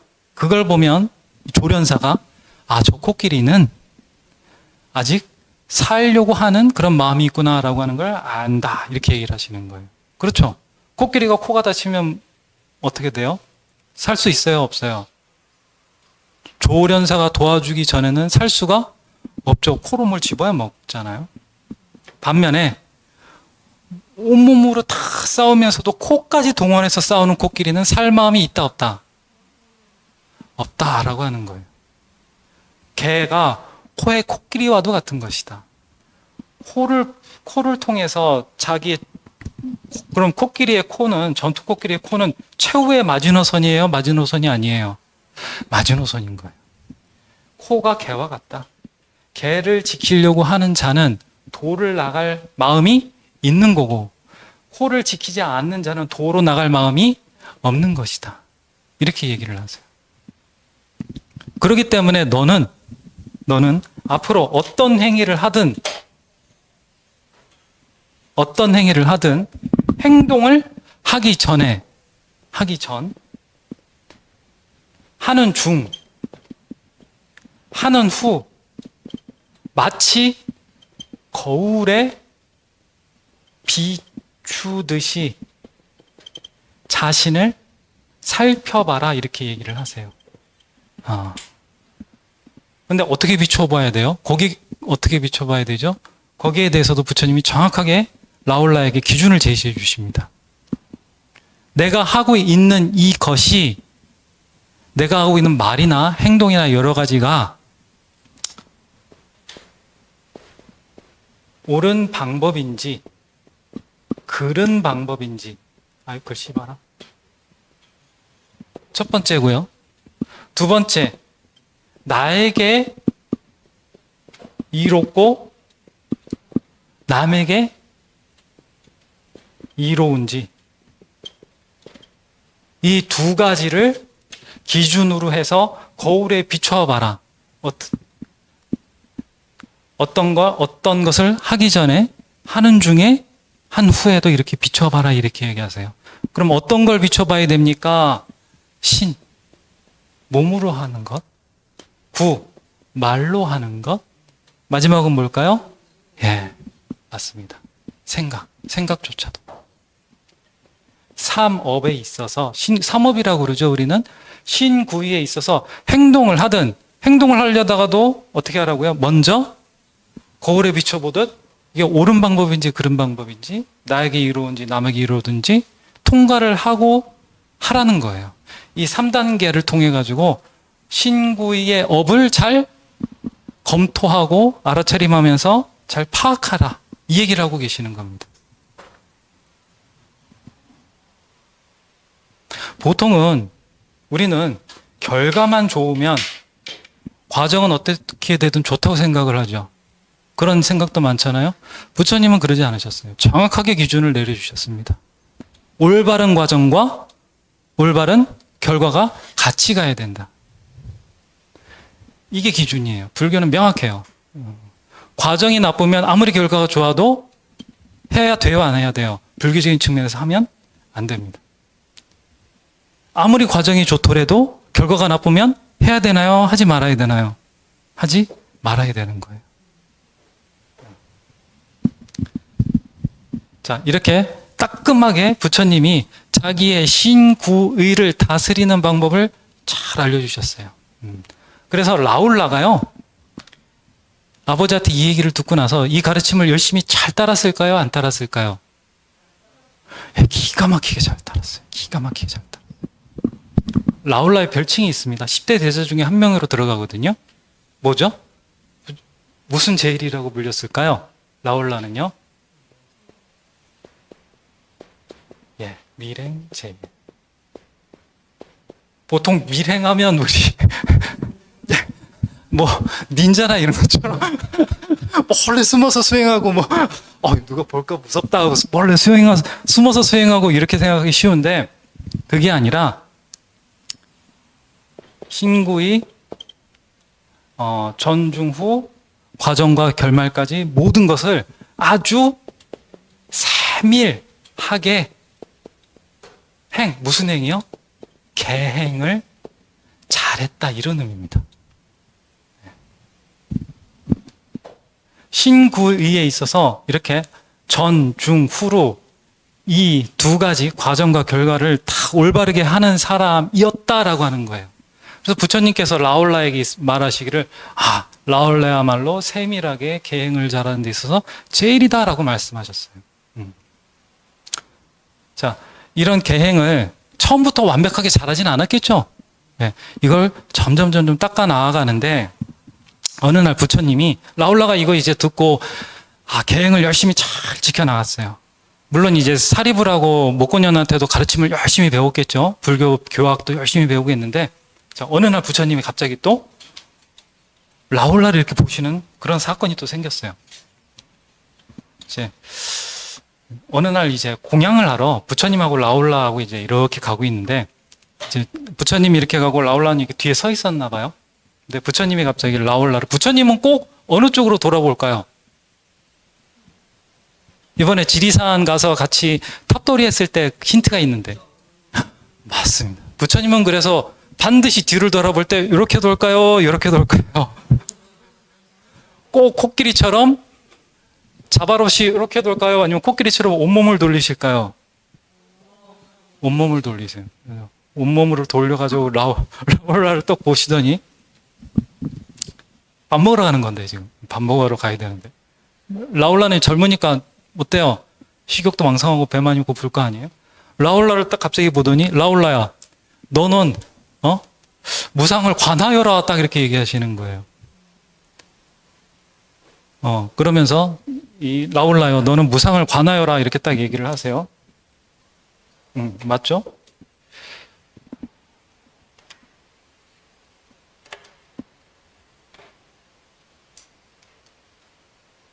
맞죠? 자, 아직은 우리가 공부를 안 한 건데, 색이라든가, 색은 물질입니다. 이거 들어가면 또 시간이 너무 오버되니까. 자, 핵심만 얘기하자면, 이거 저번에 얘기했죠? 우리의 몸은 고정되어 있습니까? 아니면 계속 변합니까? 어릴 때와 청소년일 때와 청년일 때와 중년일 때와 항상 나는 변화하죠. 고정되어져 있나요? 아니면 시간과 공간과 여러 가지 조건에 따라서 항상 변화합니까? 변화하죠? 자, 그걸 고정되어 있음을 상이라고 한다면 항상 늘 그러하다. 항상 그러한가요? 아니면 항상 그러하지 않나요? 늘 변화하나요? 이거 무상이라고 그러거든요. 그래서 이런 무상을 관하여라 이렇게 얘기하십니다. 네. 그럼 무상을 관할 때 우리는 육체적인 것만 관하나요? 아니면 정신적인 것도 같이 관하나요? 나라는 존재는 물질로만 구성되어져 있나요? 물질과 정신이 같이 결합되어져 있나요? 예. 그래서 불교에서는 수행을 할 때에 이 무상, 항상 고정되어져 있지 않고 독립적으로 존재하지 않고 늘 변화한다라고 하는 무상을 관할 때에는 물질과 정신을 같이 관합니다. 수행을 하시라고 하네. 밥 먹으러 가야 되는데. 자, 라울라가 갑자기 뜬금없이 뻥 쳤어요. 그래가지고, 아니, 지금 공양하러 가는데 느닷없이 이런 말씀을 하시다니. 그렇지만, 부처님이 이렇게 이야기하시니, 나는 수행하러 가야 되겠다. 이렇게 생각을 해요. 근데 사실 이건 연유가 있어요. 왜냐하면, 부처님이 앞에 이제 공양하러 딱 가고 있는데, 뒤에 라울라가 따라오고 있었잖아요. 근데 라울라가 속으로 무슨 생각을 했냐면, 그 전에, 아, 우리 아버지, 아주 장엄하시다. 그래서 부처님, 30상호, 80종호가 정말 장엄하시구나. 우리 아버지가 전륜성왕이 된다면 나는 그 전륜성왕이 한 장군이 되어가지고 나도 아버지처럼 훌륭하게 이렇게 딱 자리에 설 텐데 하고 자기 아버지의 위대함과 자기의 위대함도 아버지가 위대한 만큼 자기도 위대하다고 그렇게 자만심을 딱 드러낸 거예요. 네. 왜냐하면 계행을 하다 보니까 여러분 계를 열심히 지키다 보면은요 자신감이 생겨요. 네. 예를 들어 부처님의 가르침에 따라서 불살생, 불투도, 불음행, 불망화, 불음주 같은 것을 어느 정도 계속 지키다 보면 그 계행으로 인해서 내가 어떤 나의 삶의 기준을 잘 잡아 나간다는 확신이 들고 그때는 자신감이 드는데 이 자신감이 지금 라울라의 입장에서 자신감이 뭘로 바뀌어버린 거예요? 자만감으로 딱 바뀌어버린 거예요. 부처님이 그 뒤에서 그것을 딱 아셨어요. 그래서 이 자만감을 가진 이 몸이 네 것이 아니라 뭐라고요? 조건에 따라 늘 변화하는 무상한 것임을 깨닫게 해주려고 하신 거였어요. 자, 아버니가 시키니까 라울라가 어떻게 해야 돼요? 나 밥 먹고 와서 할래요? 배고프니까 밥 먹고 와서 할래요? 했을까요? 아니면 그냥 밥도 안 먹고 가서 다시 했을까요? 야, 그래도 밥도 안 먹고 아버지가 시킨 대로 아버지가 아니죠. 일단 부처님이죠. 스승이니까. 가가지고 열심히 앉아가지고 수행을 했습니다. 부처님이 이렇게 와서 보시더니 부처님께서는 공양을 잘하고 오셔가지고 딱 경행을 하면서 천천히 경행을 하고 계시다가 라울라 있는 대로 딱 오셔가지고 라울라에게 이 가르침을 내리십니다. 이제 무상을 관하고 있었는데 무상을 하는 관 공부가 잘 되고 있었겠죠. 그러니까 다음 단계 수행으로 안내를 해주시는데 그게 바로 안나반나 수행입니다. 출입식연경, 호흡 수행.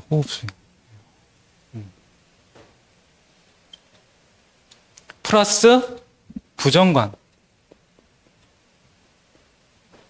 경전에는 이렇게 나와 있어요. 두 가지. 그렇지만 중심은 이겁니다. 그리고 안나반나와 부정관과 자비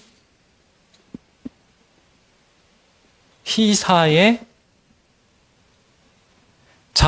사 무량심을 닦아라 이렇게 말씀하세요. 자, 첫 번째 뭘 해야 돼요? 안나반나 수행을 해야 돼요. 네. 안나반나 수행을 하다가 아까 부처님이 무상관을 닦으라고 그랬죠. 무상에 대한 깨달음이 자꾸 약해지면 뭘 닦으라고요? 부정관으로 보조를 해야 되는 거예요. 네. 그 다음 호흡과 부정관으로 어느 정도 깊이가 들어가면 자기 마음을 자, 비, 희, 사로서 다스려야 되는 거예요. 요 공부 얘기는 우리 다다음 시간부터 수행편이죠. 그때 자세하게 풀어드릴게요. 자비희사를 왜 안나반나 뒤에 붙여가지고 따라서 수행하라고 하셨는가? 그 이유에 대해서는 그때 한번 다시 자세하게 풀어드릴게요. 어쨌든 안나반나 호흡에 의해 가지고 라울라가 깨달음을 다 얻게 됩니다. 부처님께서 안나반나를 왜 권했을까요? 경전에서는요, 모든 부처님이 불두에 들어가는 출입구다라고 표현할 정도로 이 호흡 수행과는 굉장히 중요한 수행입니다. 지금 그래서 이 안나반나를 통해 가지고 라울라가 깨달음을 딱 얻게 되는데, 경전에 보면 그때 라울라가 깨달았던 과정을 어떻게 묘사하고 있느냐? 어떻게 묘사하고 있느냐? 어떻게 묘사할까요? 자, 부처님이 깨달으신 거하고요, 라울라가 깨달은 거하고 같을까요? 틀릴까요?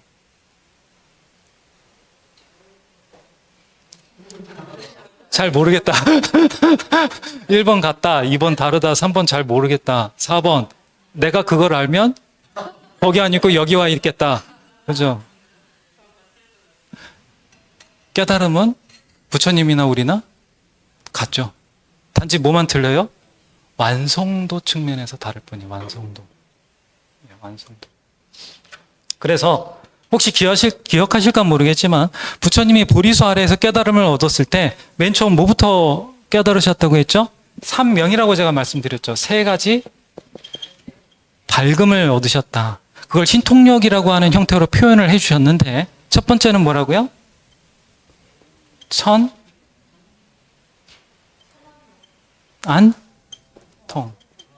천안통이에요. 천안은 하늘을 볼 수 있는 눈이다, 이런 의미가 아니고요, 내 무수한 전생을 제한 없이 꿰뚫어 보는 그러한 지혜를 의미해요. 그래서 요 천안통은 과거 전생에 내가 어떻게 살아왔는지의 모습을 다 살펴보면 그 전생의 규칙이 보이겠죠. 무엇을 했을 때는 그 다음 생이 좋았고 무엇을 했을 때는 그 다음 생에 안 좋았다. 요게 다 보였겠죠. 내가 부처를 이룰 수 있는 그러한 과보가, 인과의 결과물이 이미 내 전생에 다 갖춰져 있구나.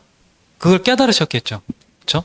그래서 이 천안통을 통해서 부처님은 자기 개인에 대한 업의 규칙과 그 이치를 깨달으셨다라고 제가 말씀드렸어요. 두 번째는요, 맞습니다. 숙명통. 숙명통은요, 나의 업만이 아니라 누구의 업도 다 같은가 아닌가 살펴본 거죠. 예, 타임, 일체 만물의 업은 과연 내가 이거와 이거와 같은가? 보편성이죠.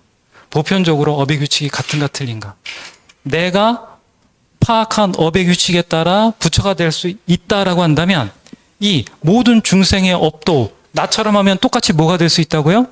부처가 될 수 있는 길이 있는가 없는가? 여기서 판가름 나겠죠. 그러면 누진통, 그 길이 진짜 어떤 길인가? 나에게만 특수하게 열리는 길인가? 아니면 모두에게 동시에 다 같이 열리는 보편적인 방법인가? 누진통. 누는 흐를 누자고 지는 말을 진자예요. 우리의 보통 짓는 업은 온전해요? 온전하지 못해요? 탐욕을, 짐승이 맛있는 걸 보면 어떻게 해요? 질질 입이 안 다물어지고 침이 질질 흐르듯이 우리의 업도 뭔가 욕망이 가득 끓어오르면 넘쳐 흐르고 질질 샌다고요. 업이 온전치 못하고. 그것도. 그래서 우리의 몸도 업의 그릇인데 이 업의 그릇이 온전치 못해요. 결함이 있어요. 다리가 짧다거나 뭐 눈이 안 좋다거나 키가 작다거나, 그죠? 이 3가지 가르침은요, 부처님의 깨달음으로만 알려져 있지만 사실 아라한이라고 한다면 다 얻는 깨달음들인 거예요. 그래서 라울라도 천안통, 숙명통, 누진통 이 3가지를 얻었다고 경전에 다 나옵니다. 자, 깨달음을 얻긴 얻었는데, 이렇게 깨달음을 얻긴 얻었는데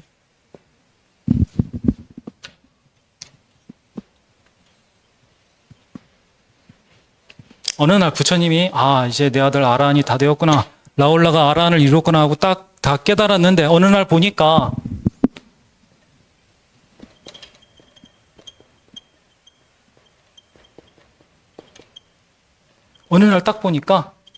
해탈의 지혜가 아직 완벽하지가 않아요. 분명히 깨달음을 얻어서 열반이라고 하는 그런 깨달음의 세계를 체험하고 머무를 줄은 아는데 이 열반을 통해 가지고 이루어야 될 해탈의 지혜가 아직 완전하게 익지 않았다는 것을 딱 부처님이 라울라를 보고 깨닫게 되십니다. 그래서 라울라에게 이 해탈의 지혜를 완벽하게 이루게 하기 위해 가지고 여러 가지를 시키시게 돼요. 혹시 절에 가시는 분들은 저녁에 오분향 하시는 거 들어보신 분 있으세요? 개, 정, 해, 그 다음 뭐죠? 예.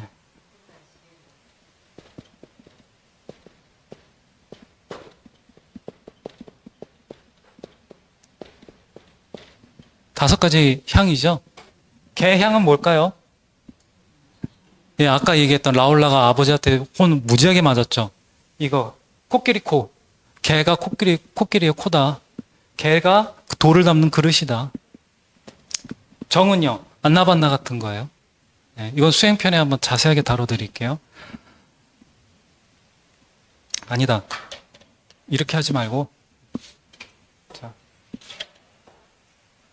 자, 개는 아까 코끼리 비유도 있었지만 이왕 나온 김에 정리 한번 해드릴게요. 개는 개울이에요. 불살생, 불투도, 불음행, 불망어, 불음준대. 불살생, 불투도, 불음행, 불망준대. 그죠? 이 다섯 가지는 다 대상이 뭐예요? 예, 예. 맞습니다. 맞습니다. 아, 여기다 적지 말자. 여기를 적으.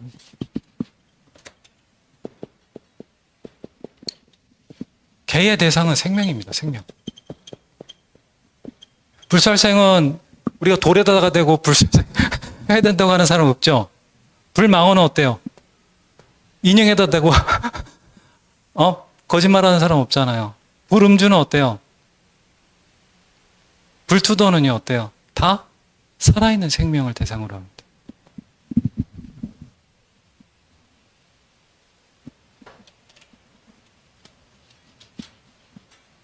개는 생명을 대상으로 하는데 핵심이 뭡니까? 핵심은 뭐예요?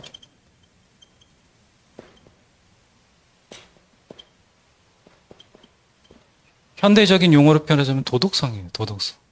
불살생을 통해 가지고, 불망어를 통해 가지고, 불음주를 통해 가지고 뭘 해야 된다고요? 도덕성, 도덕적인 삶을 만들어내는 거예요. 도덕이라고 하는 형태의 삶을 만들어내는 것이 개를 지키는 핵심이에요. 정은요, 대상이 뭐죠? 누가 그러셨어요, 지금 마음이? 박수 한번 주십시오. 네, 와. 나 이거 정답을 너무 오랜만에 들어봐가지고, 예. 조금 더 디테일하게 들어가자면, 불성이라고 할 수가 있어요. 불성이 대상입니다. 불성을 바라볼 수 있는 마음 훈련이 수행이에요. 그죠? 개울은요, 여러 가지 생명에 대해서 우리가 어떻게 공존할 수 있는 도덕적인 삶을 만들 것인가가 개예요. 정은요, 내가 어떻게 불성이 대상이고, 불성을 어떻게 체험하고, 이 불성 안에 담겨져 있는 진리와 진리의 공덕을 꺼내쓸 수 있는가가 핵심이에요.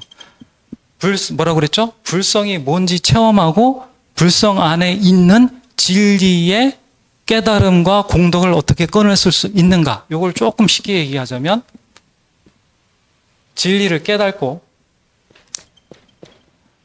자,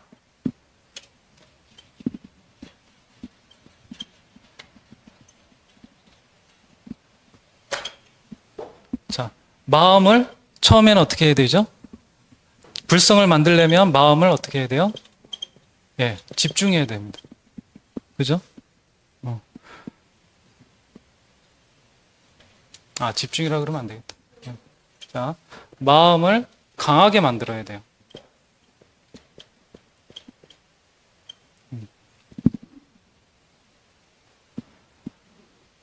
수행은 우리가 불성을 깨닫기 위해 가지고 마음을 하나로 집중할 뿐만 아니라 뭐 해야 된다고요? 강하게 만드는 거예요. 마음도 우리의 근육과 똑같아요. 마음을 통해 가지고 우리가 근육 연습을 통해 가지고 우리가 우리의 몸을 단련하듯이 이 불성을 대상으로 해서 수행 방법을 실천하는데 그 마음이 어떻게 돼야 된다고요? 하나에 집중해질 수 있고 또 그 집중하는 힘이 강하게 만들어져야 된다고요. 마음이 불성을 체험할 뿐만 아니라 강하게 만드는 것. 마음이 불성을 체험하게 만들 뿐만 아니라 강하게 만드는 것. 왜 강하게 만든다고 표현했을까요? 불성을 만나는 거라고 얘기했죠. 근데 처음 불성을 만나면 중생심이라고 표현할게요. 이해하기 쉽게. 여기에는 진리의 세계이긴 한데 진리만 담겨져 있는 것이 아니라 진리 안에 본래에 갖춰져 있는 공덕이 잔뜩 갖춰져 있다고 그랬어요. 온전한 공덕이. 그런데 우리는 이거를 평상시에 만나러 가나요? 만나러 가지 않나요? 별로 안 만나러 가요. 그러니까 만나러 가는 통로가 넓을까요? 좁을까요? 처음 갈 때는 통로가 너무 좁아가지고 뭐만 들고 가요? 내 손만 들고 가요. 그래가지고 공덕을 얼마든지 가져올 수 있는 공덕이 이만큼 있는데 뭐만 집어넣을 수 있는 거예요? 내 손만큼만 집어넣을 수 있는 거예요. 그래서 깨달음, 견성을 했다 하더라도 처음에는 이 불성 안에 원래 들어가 있는 진리의 공덕을 마음껏 꺼내줄 수가 없다. 그럼 뭐 해야 돼요? 이 통로를 넓게 만들어가지고 다음번에는 통로만큼 뭘 지고 갈 수가 있는 거예요? 다음엔 지게도 지고 가고 조금 더 통로가 넓어지면 리어카도 끌고 갈 수 있게 되고 그 다음에 부처님급 되면 어떻게 될까요? 그렇죠. 덤프트럭이나 뭐 비행기나 아예 그냥 뭐 철도를 놓을 수도 있겠죠. 계속 막 무한궤도로. 그래서 우리가 수행을 했을 때는 불성에 대한 집중이라고 표현했지만 체험입니다. 사실은 불성을 체험하고 늘 불성에 머무르는 힘뿐만 아니라 내 마음의 자체, 이 통로를 강하게 만드는 거예요. 이 두 가지가 핵심입니다. 그러니까 수행 방법의 대상은 불성이고 불성을 만나는 핵심은 우리 마음의 본래에 갖춰져 있는 이 불성에 대해서 집중을 하고 그 집중한 힘을 통해서 나의 공덕을 가져다 쓸 수 있게 강하게 만드는 거. 해는요, 지혜죠. 지혜인데 우리 장발장 이야기 기억하시나요? 장발장 이야기처럼 이 지혜는 공성이 대상입니다. 그러니까 이 지혜는 아무 지혜나 얘기하는 것이 아니라 공성에 대한 지혜를 얘기해요.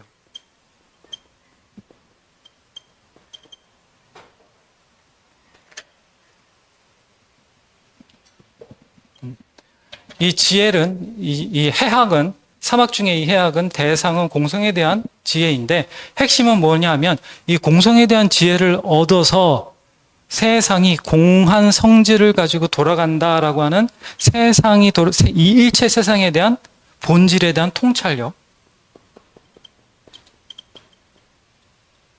그리고 이 통찰력을 바탕으로 나에게 닥치는 사물들, 여러 가지 사건과 현상들에 대해서 이렇게 저렇게 판단해야 될 순간들이 있죠. 그런 판단력을 만드는 것이 핵심입니다.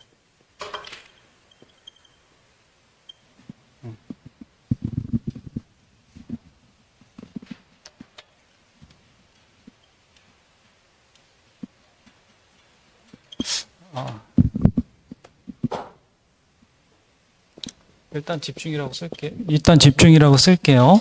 자, 그리고 강하게. 자, 우리가 개향, 정향, 해향 했을 때 이 개는요, 대상이 생명을 대상으로 하는 거고요. 이 개에 해당되는 공부, 부처님의 공부는 세 가지로 나눠지는데 부처님의 공부의 개향은 생명을 대상으로 하고 이 생명을 대상으로 했을 때 그 핵심은 도덕성이에요. 도덕성을 지닌 삶을 만들어 나가는데 나만요 아니면 모두가요? 나만요 아니면 모든 공동이요? 모두.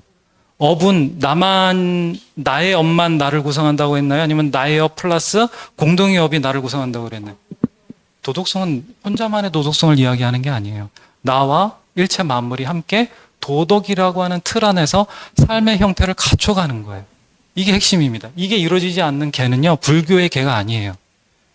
불교의 수행은요, 불성을 대상으로 하는 거예요. 근데 불성에 머무르기만 하면 불교의 수행이 아니에요.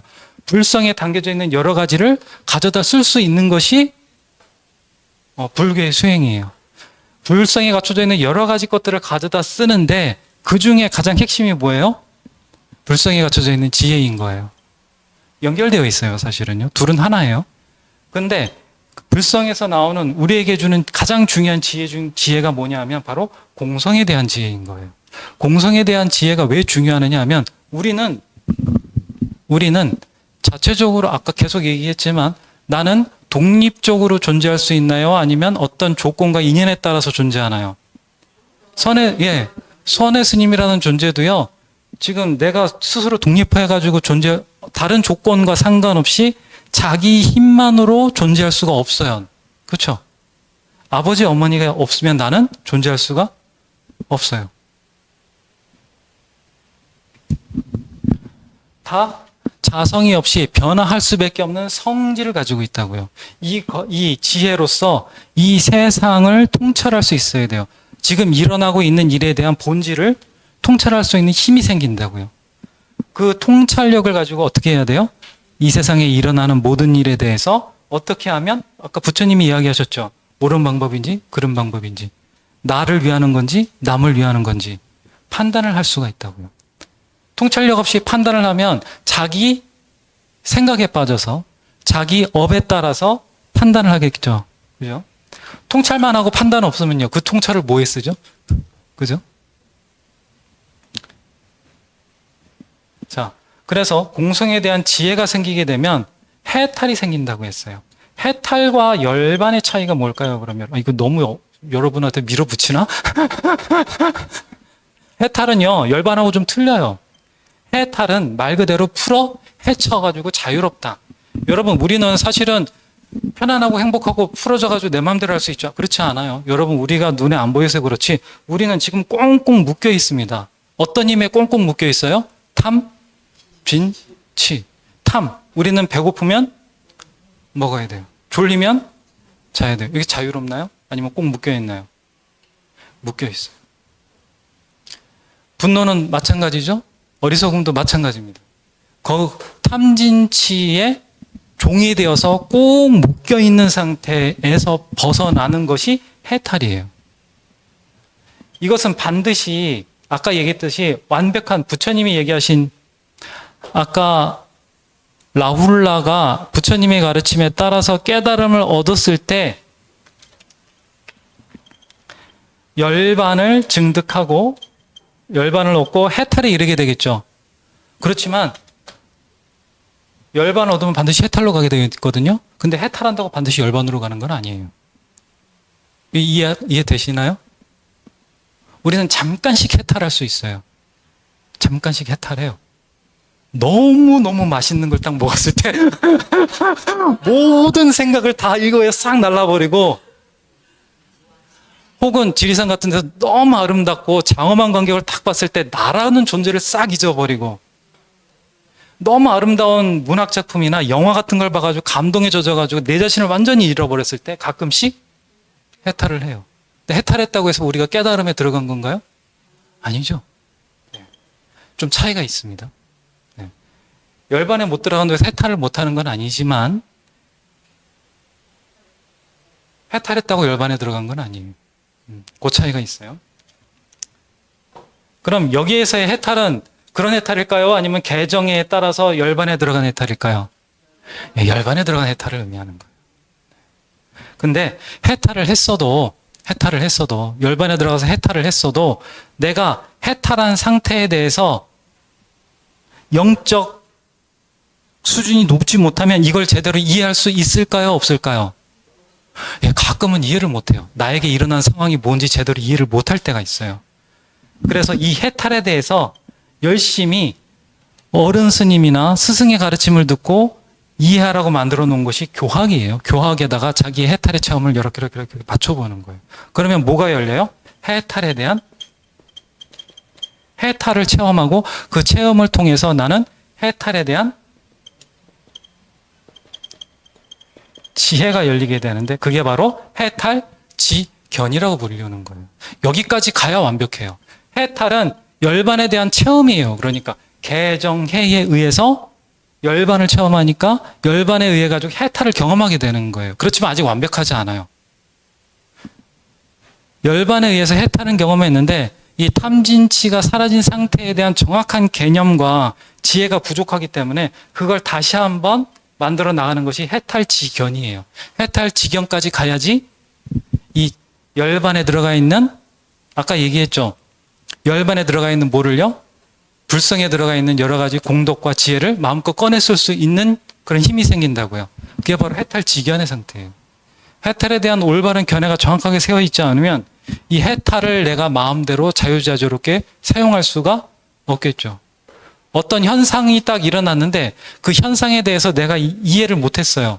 그러면 그 현상을 내가 자유자재로 이용할 수가 없겠죠. 이 부분 이해하십니까? 그래서 개정해 해탈로 끝나지 않고 반드시 뭐가 붙어주는 거예요? 해탈 지경까지 가는 거예요. 부처님이 나홀라를 딱 보니까 해탈까지는 갔는데 뭐가 부족해요?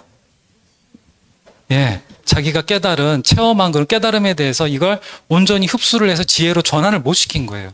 그래서 라울라한테 시킵니다. 뭘 시켰을까요? 라울라야, 너 사리불이나 몽권연에게 배운 무상, 오온, 뭐 이런 거 있어요. 불교 교리 중에 오온이나 육처, 무상 이런 거 배웠느냐? 예, 교리를 배웠습니다. 그럼 이거 남에게 가서 너 가르쳐줘라. 이렇게 시켜요.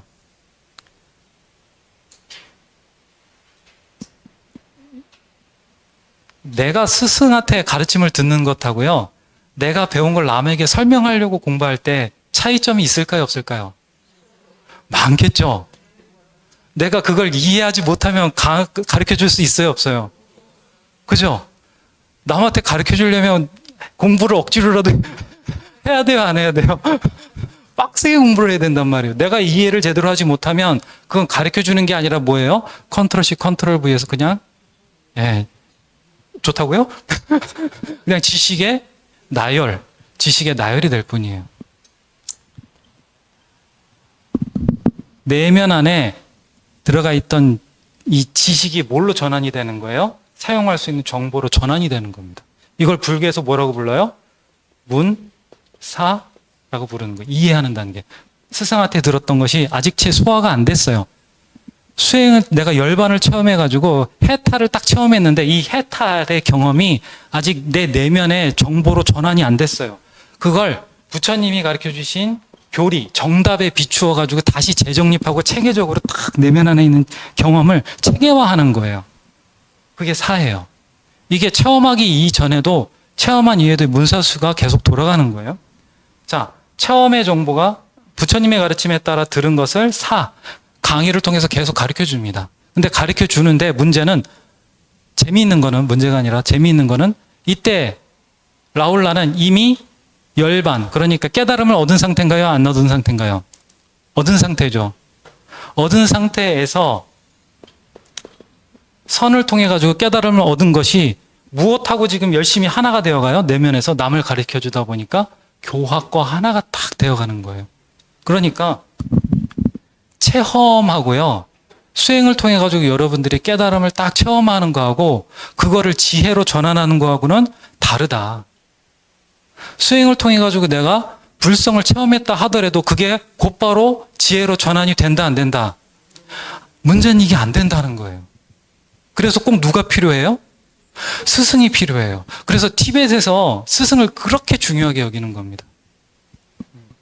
스승이 알려주지 않으면 내가 비록 진리의 세계에 들어가서 그 맛을 보고 왔어도 그 맛이 무슨 의미인지 알 수 있다, 없다? 모르는 거예요. 부처님이 열심히 너 가서 공부 가르쳐 이렇게 해요. 그럼 이 라울라 내면 안에서 자기가 체험한 열반 진리의 세계와 부처님이 그 진리의 세계를 체계적으로 딱 정리해준 이 교과서에서 쓴 이 교리와 서로 하나가 될까요? 하나가 되지 않을까요?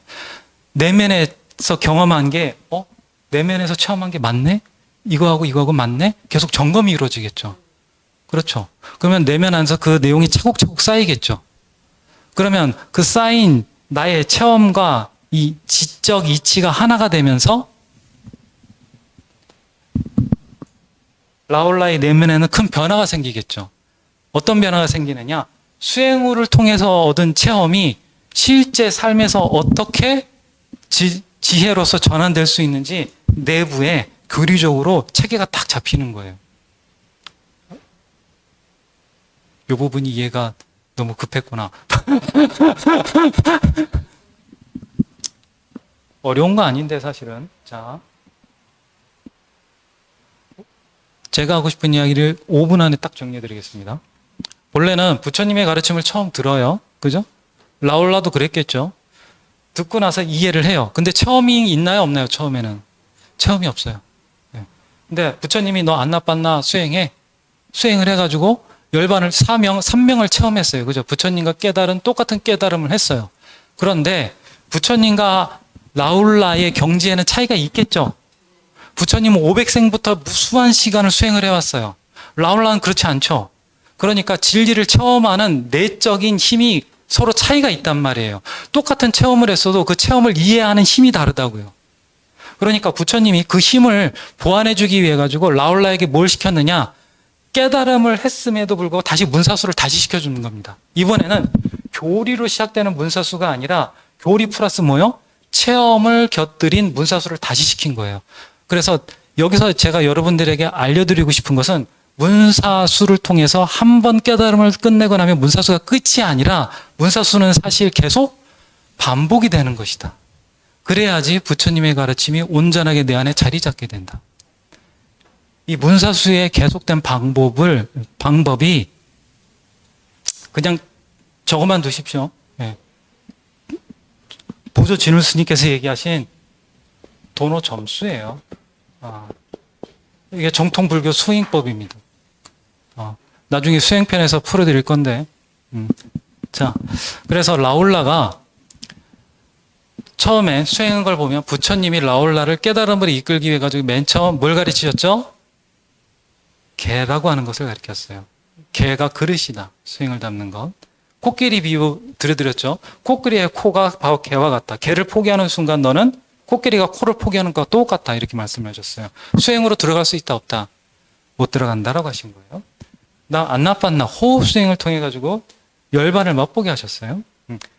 중요한 거는 이 개를 먼저 만든 뒤에 수행으로 아니지. 개를 한 뒤에 그 다음 수행으로 들어갔다는 거죠. 수행을 들어간 뒤에도 수행에서 진리를 맛본 뒤에도 여기서 끝나면 된다 안 된다? 안 된다. 지혜로 나가는 다시 연습을 해야 된다. 지혜로 나가는 연습을 한다는 것은 내 안에 있는 체험을 교학적으로 이론화 시켜가지고 잘 자리 잡게 해가지고 일상생활 속에서 통찰과 판단력으로 튀어나오게 하는 연습인 거예요. 이게 있지 않으면 수행은 뭘로만 끝나요? 수행으로만 끝나요. 지혜로 전환이 안 된다고요. 자, 그래서 오늘 라울라의 이야기를 통해 가지고 부처님께서 라울라도 개, 정, 해의 순서로 라울라를 깨달음의 세계로 이끌었다 이렇게 말씀드렸습니다. 그리고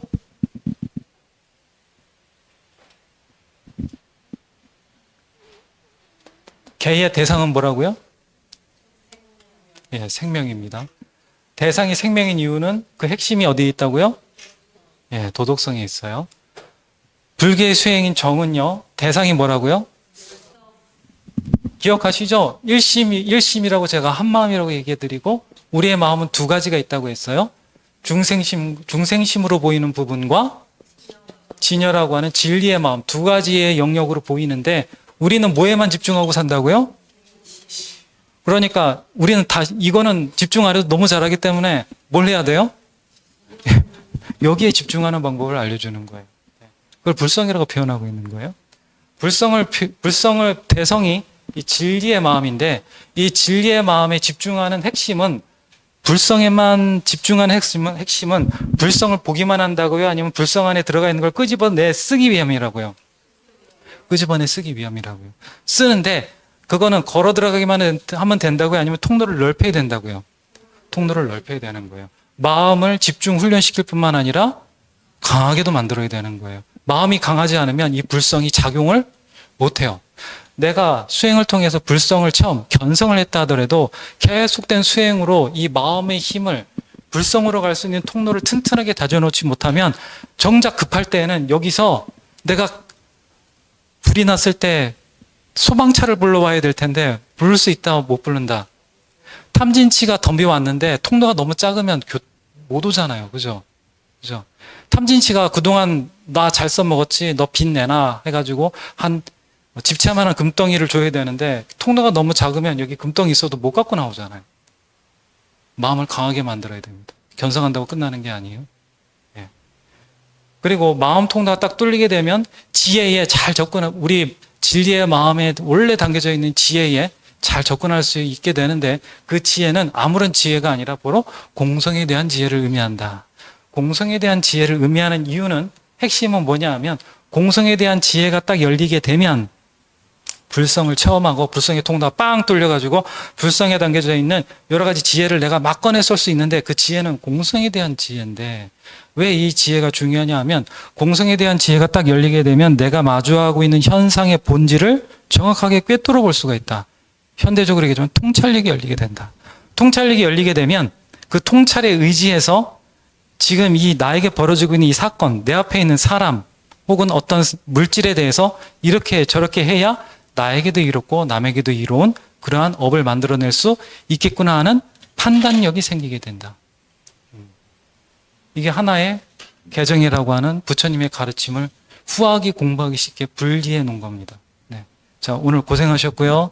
또 다음 시간에는요, 개정에 대해서 한번 마무리할 겸 사성제 공부 한번 더 해보도록 하겠습니다. 근념하셨습니다.